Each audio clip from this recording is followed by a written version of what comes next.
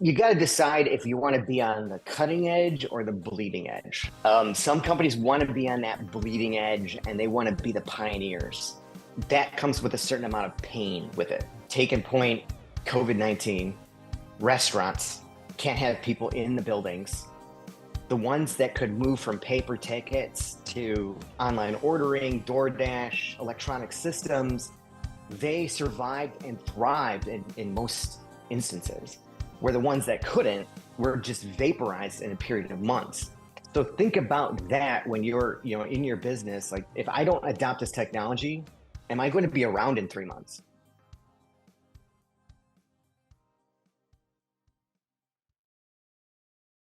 Aaron, wanted to say thanks again, man, for taking some time to chat with us today. And I wanted to start just by giving you a chance to outline a little bit about what it is you do, because I think one of the reasons I wanted to talk to you is we have a kind of similar career path, but I'm very interested in kind of your story and how you got to where you are.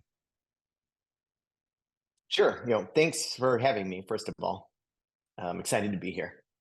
But yeah, I mean, I got started in tech, like 30 years ago. I actually started working, built in a white shop or white box computer shop, and kind of grew from there and really got into, technology adoption and helping companies take on like the next new big initiatives.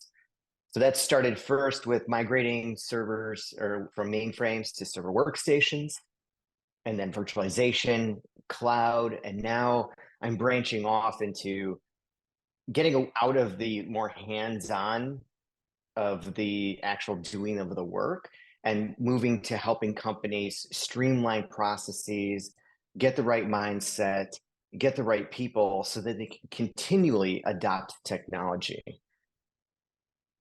And the reason I thought this was interesting, so I worked in the corporate world, but on the finance side. But what I realized was that they were using, tools that maybe small businesses didn't have access to or didn't have the right people because they couldn't afford to hire that. And it's like, when you start to then be able to help smaller businesses integrate that kind of thing, it's pretty powerful.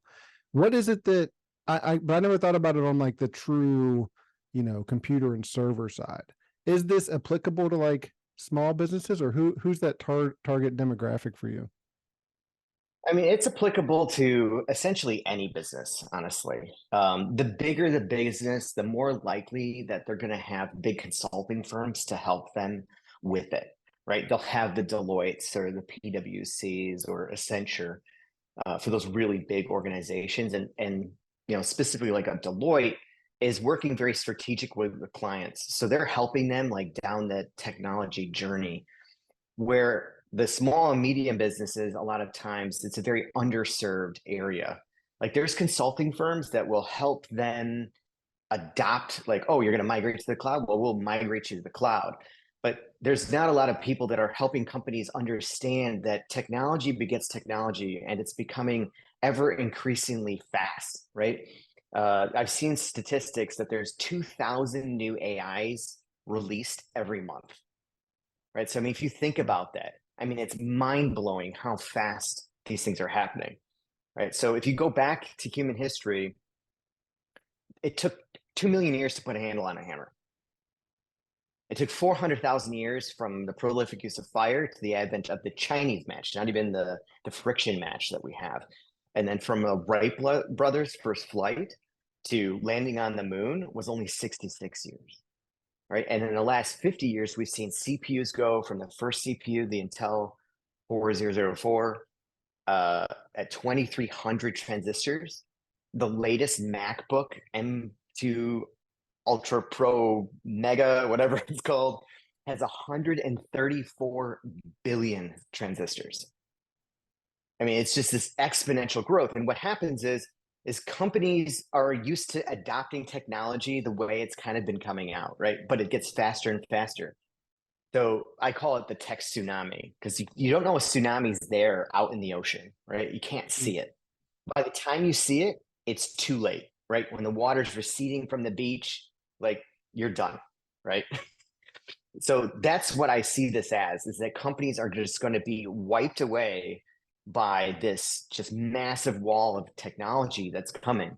And it's because the companies that can't adopt, they're going to be just slaughtered by their competition. I guess one of the things I wanted to ask you is like in my head, and probably in a lot of people's, we're in 2023 at this point. Are there still businesses and things like that that are struggling to use technology, or am I missing something here? Are we talking about, maybe just not adopting fast enough, or is it truly that, there are people out there that need that assistance to even get a basic understanding of how technology can help their business? Um, Both, really. I've worked with, so small companies. Just for instance, I rebuilt a Jeep with my daughter for her first car, and we Nice. took the motor to a motor shop to have it rebuilt. No website, no credit card payment, like nothing, right? So there's so much potential to expand and improve their business and their customer experience that they aren't even utilizing, right? So there's probably tens of thousands of companies just like that that don't realize that there's something that they could implement for probably low cost or next to no cost to actually give these, less friction options for the clients. And then when you go to basically every other company outside of a startup, there's processes and all sorts of things inside the company that slow down adoption. And that's what I'm about, is like getting rid of those things that slow down adoption so that you can keep up with technology. The way I like to explain it is most companies do technology adoption like a saw blade, right? So you ramp up and then you drop off, right? I'm implementing a CRM and I'm done. And then it sits and then it's got a huge ramp up again. And so when it goes to that lull of that saw blade, people get comfortable and everything gets downloaded in their brain. It becomes, a lot of their work becomes unconscious and they're just going through the motions, right? So then when you ask them to ramp back up again, you're asking them to engage that prefrontal cortex and think and make decisions. And it's uncomfortable compared to just, like coasting through your job. And so I recommend that companies get into a constant amount of change, just small amounts where it's more like a razor blade. So people are always accustomed to, there's something new happening. We're trying something new. There's a new technology, and just kind of keeping the ball rolling over that sawtooth start stop that we see today. Well, one of the things, and I'm sure you run into this, more than anybody, is like a lot of small businesses feel that it's overwhelming, right? Because there's so many options, there's so much that maybe they don't understand. And a lot of what you talk about is being in the right mindset to adopt it. What does that mean? And how do you then change an organization, kind of like you touched on, if they're having this slow to adopt mentality, can that be changed? It can, but it takes time. Like, I've done it myself. I was a VP at a bank, and when I got there, the technology was archaic. Like, it was really archaic. And at first, like, any change was like pulling teeth. Like, nobody wanted to do it, right? And you got to start focusing on like what the benefits are and all of these things. But you have to kind of keep driving that. We want to make the business better. We want to make the business more profitable and more streamlined. And ultimately, that's good for you, right? You get your bonuses, you get your profit sharing, you stay employed, right? Those are the benefits to the employee for this, right? And they get to learn something new and keep their career active, right? So they don't get left behind. And then there's processes internally that need to be changed as well. It's not just mentality, but you also have to weed out some types of people, like the type of people that I don't think fit really well into the future are the ones that just, when you say like, why are you doing this? And they say, well, that's the way it's always been done, which means they are so in that box, they're never going to get out of it, right?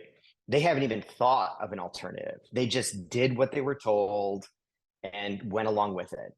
And in the future, you need more creative people. Creative people are what's going to make the difference in your company when it comes to the next step. And those kinds of people, that's the way we always done it. They are really going to hold your business behind. No, I see that a lot. And it's like my businesses are in the trades, and in that blue collar industry especially, we see that, in the past like 4 years, even our business went from paper invoices, things like that, to GPS trackers in the units, to using tablets for the work orders, to automated like dispatching software. And it's like you're right. I think that individuals too can, and if they're looking for a career, or a way to scale up that career, is like being open to those changes, and doing the learning yourself to be tech savvy can be really beneficial, because that's what we're all looking for, is people that can help us move that forward, right? But what do those conversations look like to teams internally now, when they've gone through that sawtooth pattern?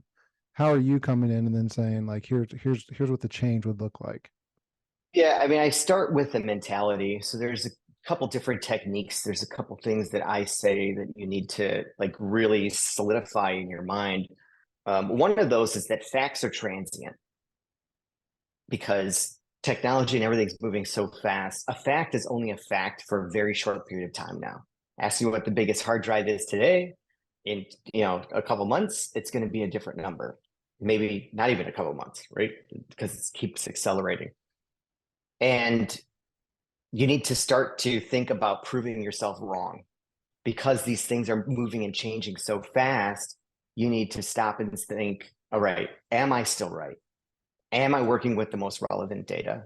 Do I need to do a little bit of research and see, like, is this programming language the best language for this type of work that I'm doing? Or is there a better alternative? And that's a big part of it, is just getting out of your mind that you have and get rid of the biases that you already have, because they're holding you back with technology adoption. Is there a framework to understand if you're using the right technology? And I guess I asked that because you alluded to it earlier when you said that there's 2,000 AIs that are released every month. How then? It almost feels like it could be like, it doesn't matter what I use now because it's going to change so quickly, right? So, or is there a way to think about it that's like, well, I can actually stay up to date in this? You got to decide if you want to be on the cutting edge or the bleeding edge, and that's the first step, right? Some companies want to be on that bleeding edge and they want to be the pioneers, right?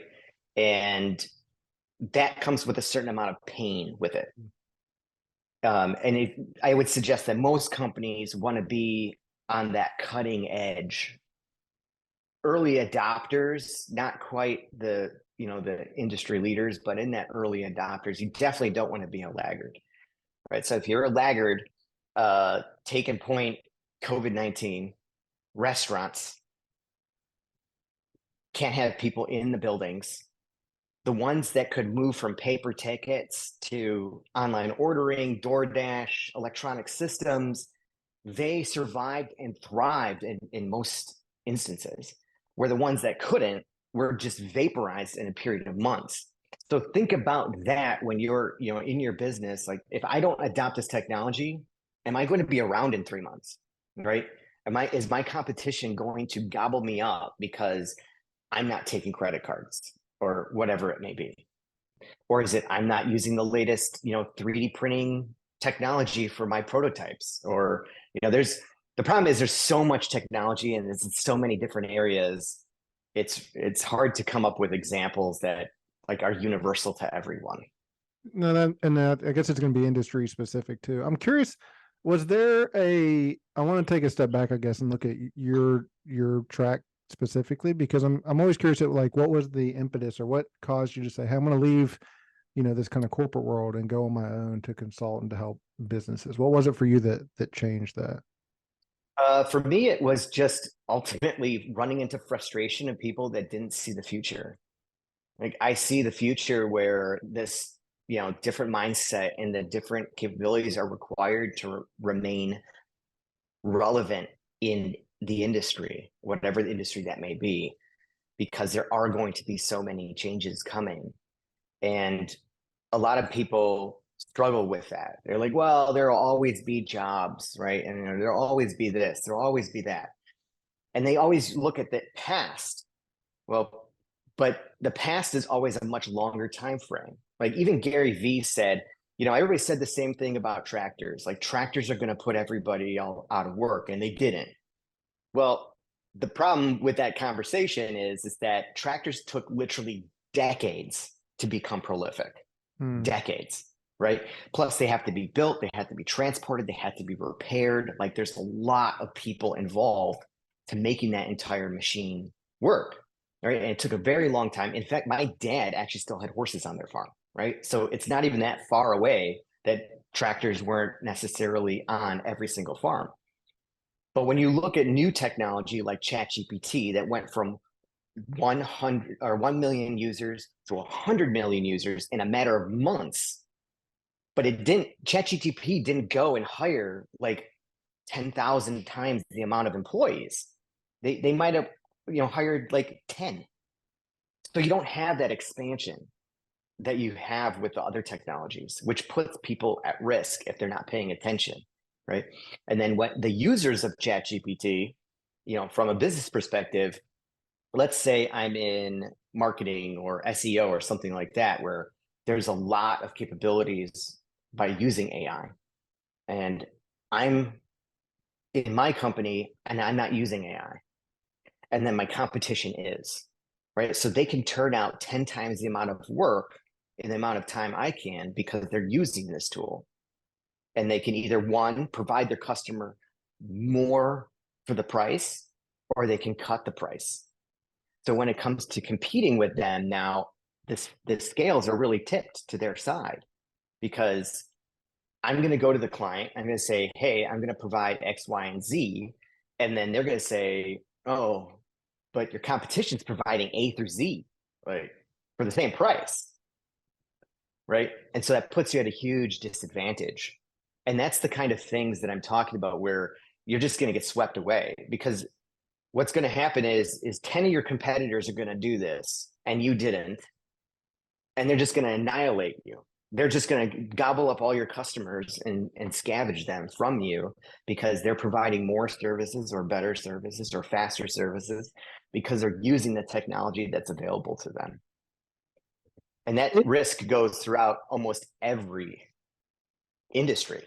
It doesn't matter if you're a plumber or whatnot. If I'm in plumbing, like if you're not doing SMS texts to remind people that you're going to show up and all these things, you're behind the 8 ball, right? Or giving just the ability for people to go online and change their appointment. Oh crap, I got something come up. I can't have the plumber today or the electrician today.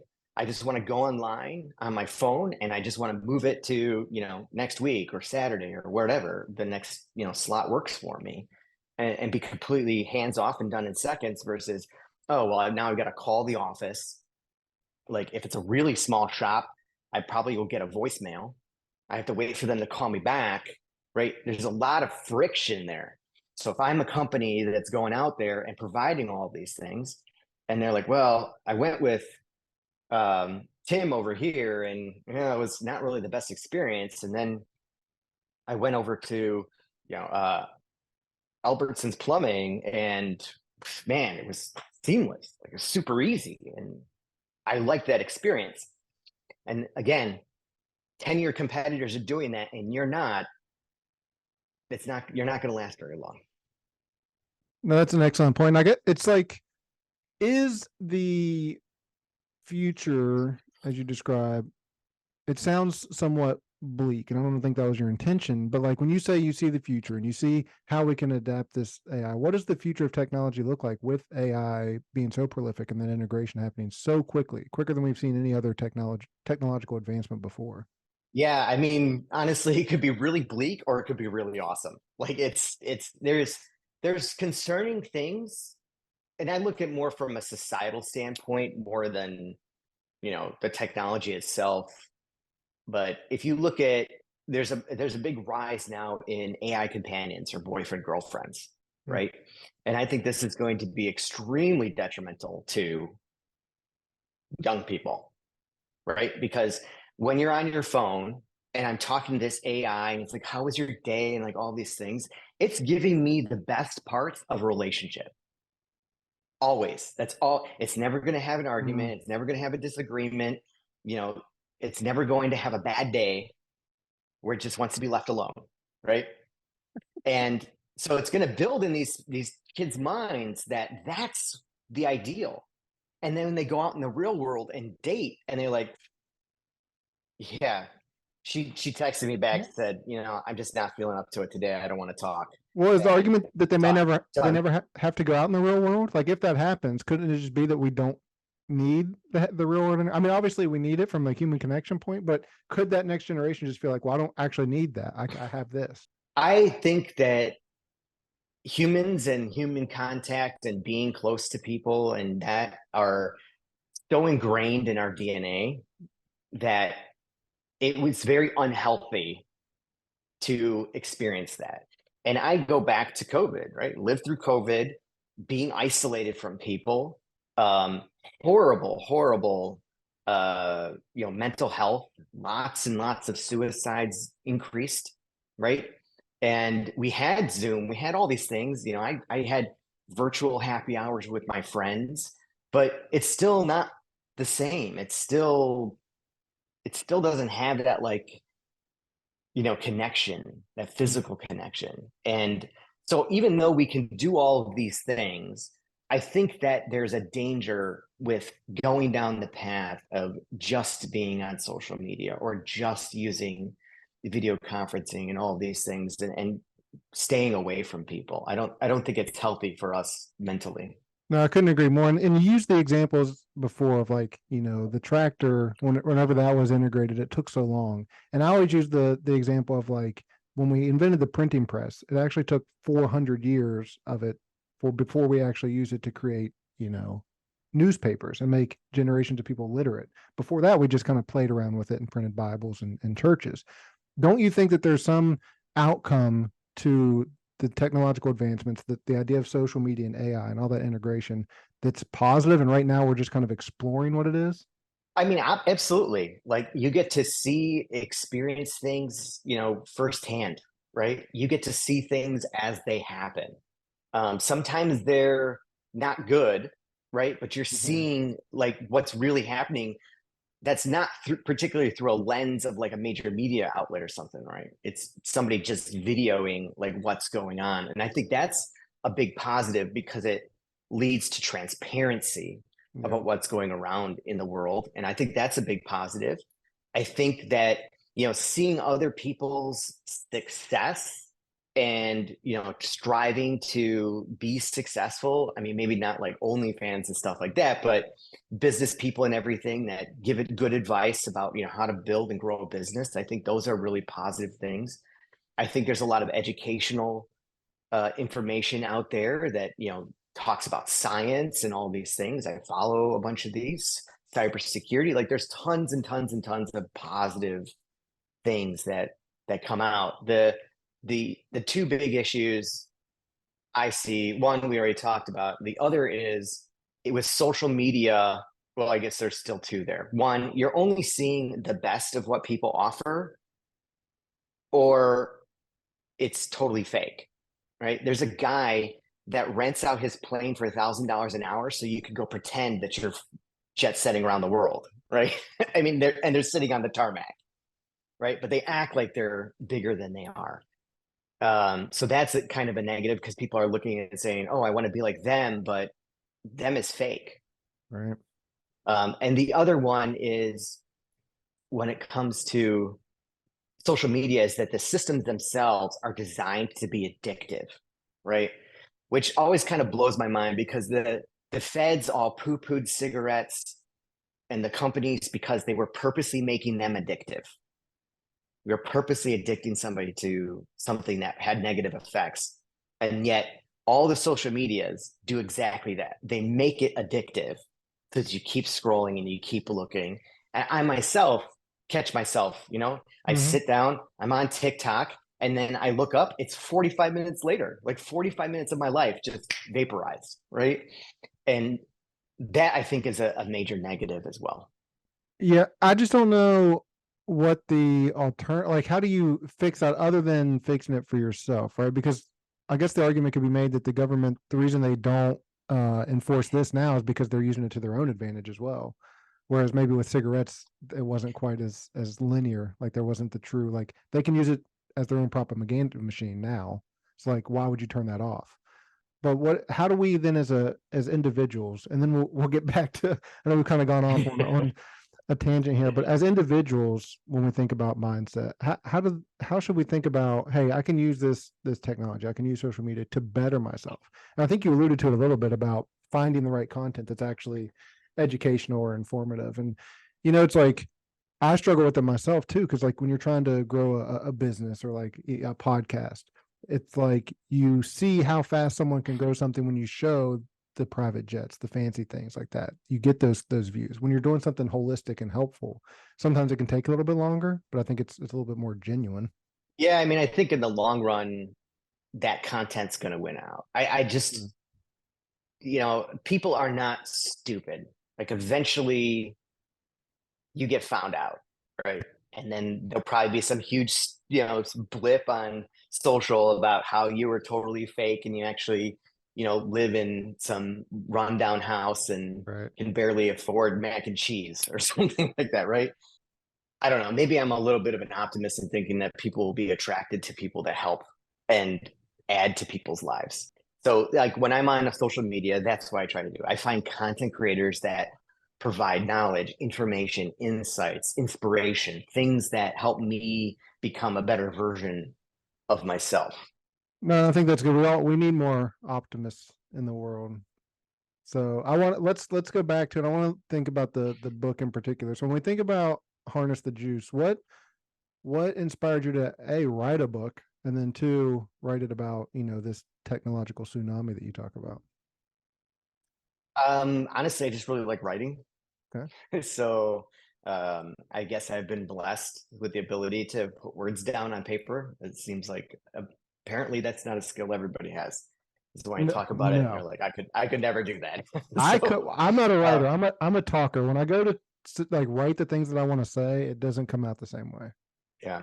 And again, the reason why I wrote this book is I really want people, the business owners aren't stupid, right? They're running a business, and they know technology is moving quickly, right? What they might not be putting together is just how fast and how it affects their business. Because they're thinking about how do I grow my business? I got sales, I got employees, I got payroll, like all these things. They're not, they know technology is moving fast, but they don't really spend the time to put two and two together. Right. So that's what I wanted to do is bring those two and two together in a pretty concise, it's only about 40,000 words. It only takes about, 3 or 4 hours to read and really kind of gives you the best ammunition you can to immediately affect change in your organization to help you start looking at how you should be adopting technology.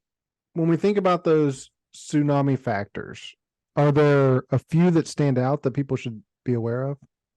Yeah, so a tsunami factor, just a little background, is what I call a technology that's really moving the needle when it comes to innovation. And there's a couple criteria that I have. And one is that it has to be prolifically used. Second is that it has to be commoditized.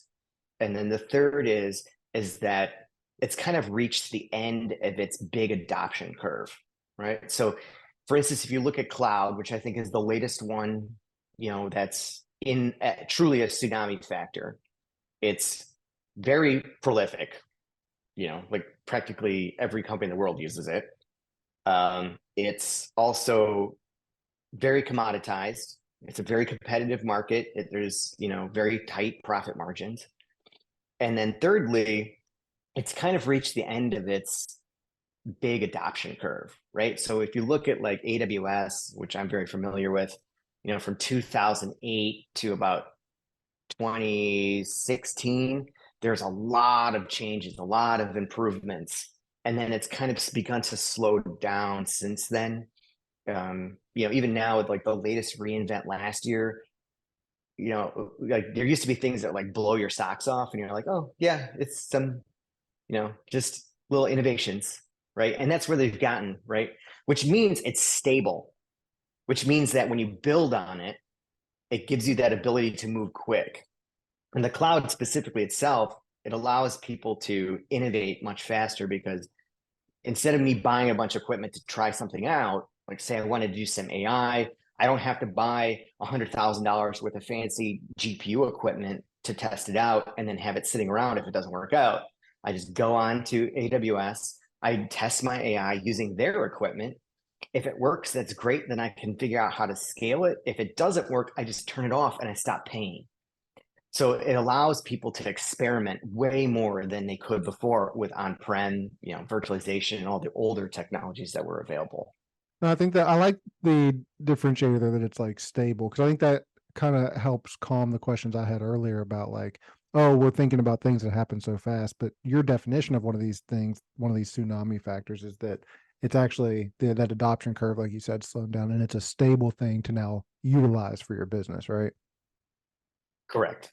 Yeah. So AI right now is, I kind of saying like it's third generation, honestly, right? Because there's, AI has been around. Amazon, Azure, Google, they've had the voice and the voice recognition, the ability to transcribe, like, oh, they've had these things, and that's all AI. But it was very rudimentary when you start looking at like Chat GPT and the graphic stuff like Mid Journey. Those are very drastically different, and they're kind of in the beginning of that curve, right? There's a lot of things happening, a lot of advancements. Should companies be like looking at these things? 100%. How can I utilize it today? Is it like, oh, we're going to put our whole company to use Chat GPT? No, because it's still too unproven and there's too many changes happening. Like it could, they could make a change and then your output isn't what you expected it to be. Now your whole company's relying on it. So there's kind of this, place that you need to kind of play in where you're experimenting, learning, moving the needle forward, but not throwing all your eggs in a basket that's unproven. What does the stabilization then of like this AI movement look like, or do we even know the answer to that yet? Yeah, I mean, we're really in the beginning, so it's going to be really hard to tell what that stabilization looks like. But again, it's going to show up as instead of 2,000 a month, it's going to be, 6 a year or something like that because it's been commoditized, it's been stabilized. And so you'll see that innovation rate start to drop. So when you see a bunch of tools that are all doing the same thing and there's really nobody that's sticking out anymore, that's when you kind of reach that end of that innovation curve for that particular technology. And we're right in the beginning right now. I see new things every day that drastically change the way. I mean, a lot of them are repeats. Like they just use Chat GPT in their application, right? And that's not the same thing as, a true separate AI. Well, because I was just gonna say it's going to be an interesting like 2 years. I think that this curve will take about 2 years, where like cloud took about 6 or so. I think this is going to be a much shorter curve because of the rate of innovation that's happening. but it's going to go beyond just it's not a word processor, it's more advanced than that, but like Chat GPT isn't the end of what that AI revolution looks like, right? I mean, it's going to go to other technology. Yeah, it's the start. Chat GPT was the start of like that third gen of AI, and now it's just going to go from there. But it's going to go beyond even just language processing, right? Like ChatGPT is powerful and was the first one that kind of became, truly like autonomous in its way of communicating back to us. But like, what's the next level to that? I don't even think I understand, like, because I wouldn't have been able to come up with the thought of ChatGPT. So like, what's the next level of what it's even capable of? And I guess in the same way that like AWS became one dominant thing in cloud, do you think that there's, and maybe it's a risk, that there's going to be one dominant player in this AI as well? It's a very large risk, and it probably will be the same thing where there's one big dominant player, and there's the next couple ones are like half of what the dominant player is. it's like Uber and Lyft, right? Uber is like quite a bit bigger than Lyft. There's going to be that dichotomy.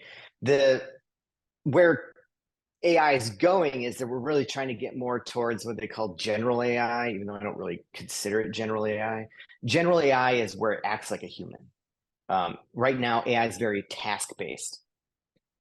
So I have an AI that does natural language processing.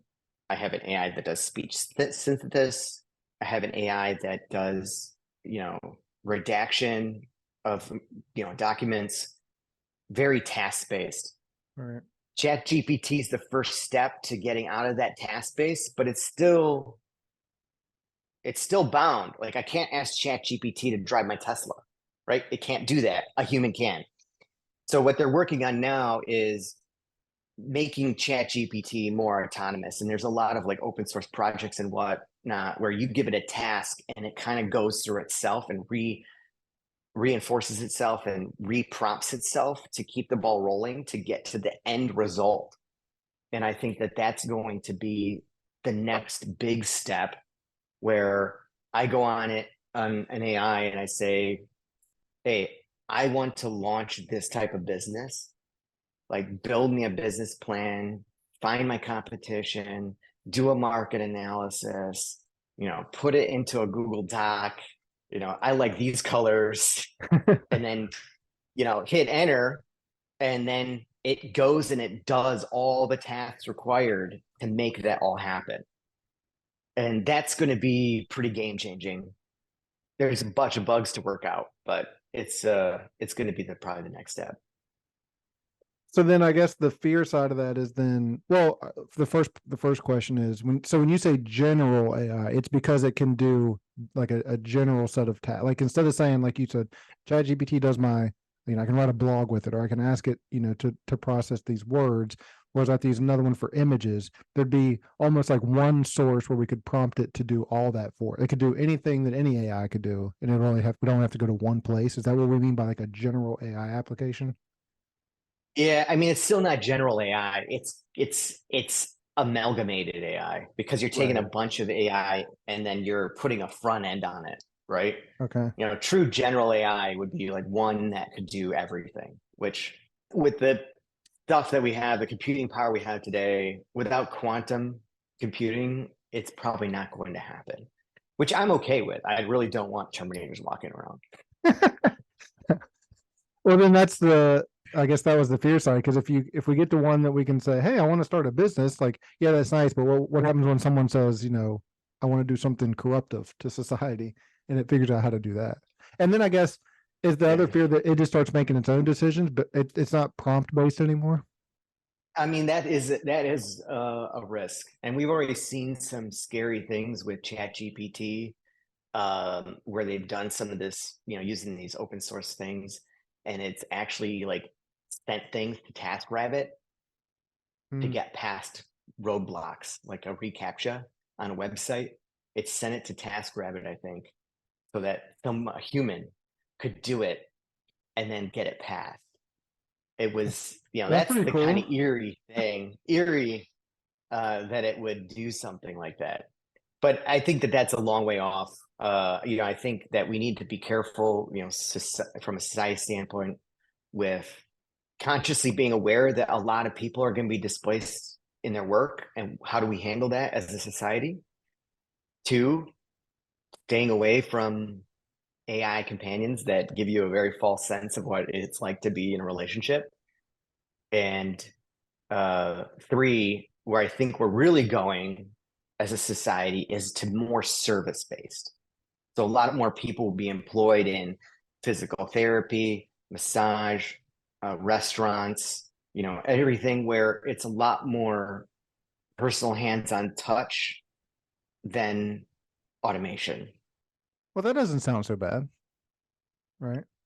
No, it doesn't. But I mean, that's the kind of work that will still be left. I mean, ultimately, that kind of work can also be replaced by machines.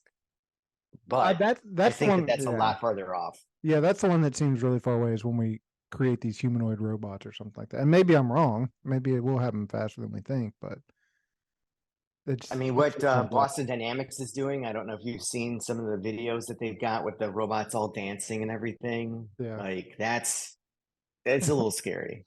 It's a little scary, to be honest. But yeah, and then the other thing from a society standpoint is we start putting out this technology like the robotic dogs.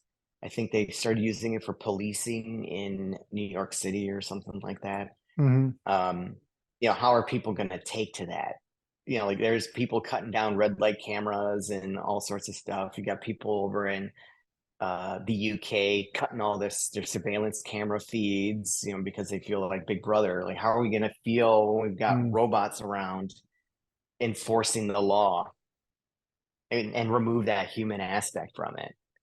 Right? It's like you get pulled over, your wife's pregnant, you're trying to get to the hospital, you were speeding, and it's like, nope, here's your ticket. Right? Right. There's that human factor is completely removed. And then I guess I'm gonna harp back to because the thought is, and the reason talk to businesses about this is it's just because the adaptation of it is so much faster this time. It's like back to like the tractor thing. It took so much longer before for technology to replace all those jobs, but this time it's going to happen so much quicker, right? And that's where we just want to be, aware of what's going on, what's coming forward, and that's where people like you were so helpful, right? Correct. Right. Just helping to move that needle and help people see the opportunities that they have for improving their business and improving the customer experience. Well, and I didn't mean to get you down only talking about AI today. Um, It's all right. It's a hot topic. but and we'll definitely put a link to the book and everything in the show notes. But where can people follow along, learn more about what you have going on, learn more about what you offer specifically? Sure. I mean, they could check out my website, aaronalfini.com. So it's Aaron, Aaron, Alfini, ALFINI.com. And they can go on there and sign up for my newsletter. Every week I put out newsletters of like the latest tech happenings, just so people are aware of what's going on. And then I have my services under the services page, and they can contact me from there. They can also go to harnessthejuice.com and get a free first chapter of my book from there as well if they want. Awesome. No, hey man, this was awesome, and I appreciate you diving into so many specifics. I know it helped me kind of better understand what we think of when we think, oh, all this change is coming, and how we can, maybe better at least be in the right mind place for, you know, either bringing it into our business or at least understanding that our competitors will.